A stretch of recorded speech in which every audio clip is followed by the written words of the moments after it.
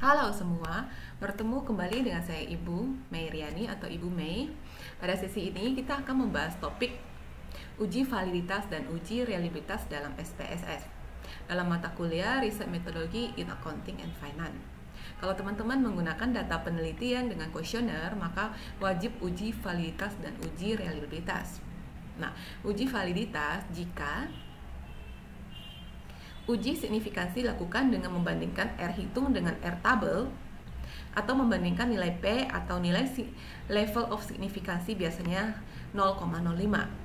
Jika L hitung lebih besar dari L tabel, dapat nilai atau nilai P atau signifikansi lebih kecil dari 0,05, maka pernyataan tersebut valid. Jika uji reliabilitas, instrumen dapat dikatakan reliable jika nilai korban alfa lebih besar dari L tabel, atau jika korban alfa harus lebih besar dari 0,060 baru dapat dipastikan bahwa instrumen tersebut reliable. Ini pendapat para pakar. Bagaimana cara mengujinya? Sekarang kita buka SPS punya Ibu versi 26. Silakan teman-teman menggunakan versi terbaru. Nah, setelah dibuka, nah Ibu udah ada data nih. Open, teman-teman bisa aja new dataset kalau baru ya, seperti ini. Lalu file open data, nah Ibu ada misalnya file Excel, Ibu udah save contoh kuesioner. Ibu udah, teman-teman kalau nanti udah ada data kuesionernya atau mau latihan silahkan ya.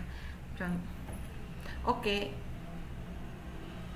Nah, muncul ini data kuesioner ya. Misalnya tadi tidak setuju, sangat setuju, netral. Nah, ini tidak memiliki, cukup memiliki, sangat memiliki, sangat tidak memiliki. Nah, ini kuesioner yang pakai skala Likert misalnya. Ini hasil jawaban responden. Lalu bagaimana cara menguji validitas dan reliabilitas?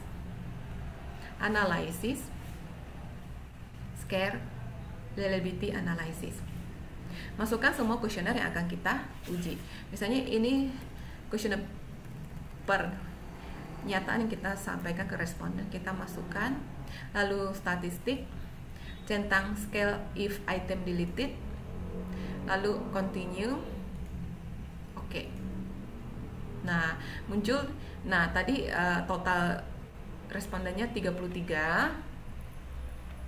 Ini tadi untuk menguji reliabilitas. Tadi sesuai di sini harus di atas 0,60. Jika nilai korban alfa harus lebih besar dari 0,60 baru dapat dipastikan bahwa instrumen tersebut reliable. Ini pernyataan berbagai sumber. Nah, hasil output kita di atas kan, ini berarti reliable ya, harus di atas. Korban alfa harus di atas 0,60, ini 0,9, maka reliable. Lalu untuk melihat valid atau tidak, nah kita bandingkan. Misal sampel untuk uji kuesioner sebanyak tadi kita 33 dengan responden signifikansi 33 responden signifikansi 5%. Dari sini dapatkan nilai, ini rumusnya DF sama dengan N kurang 2, yaitu 33 kurang 2, ini sampelnya 33. 31. Cara membaca tabel R, kita lihat tabel R product moment dengan pada signifikansi 5%, dapatkan angka R tabel 0,34. Nanti Ibu tunjukkan cara mendapatkan R tabel 0,3440. Hitung dan bandingkan nilai R yang didapat dari tabel R dengan R hasil perhitungan. Jika R di tabel R lebih kecil dari R hasil hitung, maka pernyataan itu valid. Oke, kita sekarang R tabel. Nah, ini R tabel, download aja di Google, Ibu ketik aja R tabel, muncul nih. Nah, tadi kan sampel ini ya, tingkat signifikansi untuk uji dua arah, ini contohnya dua arah, signifikansi 5%. Tadi sampel kita 33, rumusnya dikurang 2, maka dapat ini kan. Nah, 33 kurang 2 rumusnya, 33 sampelnya kurang 2 rumusnya, ini signifikansinya 5%, kita uji dua arah. Dapat 0,3440. Nah, ini kita lihat outputnya. Output ini. Kita lihat di correlated item total correlation. Nah, harus 0,3440 kan. Jika lebih besar, sesuai di sini, jika R tabel R lebih kecil dari R hasil hitung, maka pernyataan itu valid. Nah, ini hasil hitung. Ini hasil hitung harus lebih kecil. Nah, tadi yang kita nih, jika R tabel lebih kecil, R tabelnya kan 0,34. Ini R tabel dari tabel ini, R tabel 0,34. Harus R tabelnya lebih kecil, 0,34, lebih kecil dari L hasil hitung. Nah, ini R hasil hitung nih, correlated item total correlation. Lebih kecil kan? Maka ini dikatakan valid. Nah, ini bisa di copy paste teman-teman, mau dimasukin ke dalam pembahasan bab 4. Nah, ini misalnya, nah ini copy paste aja.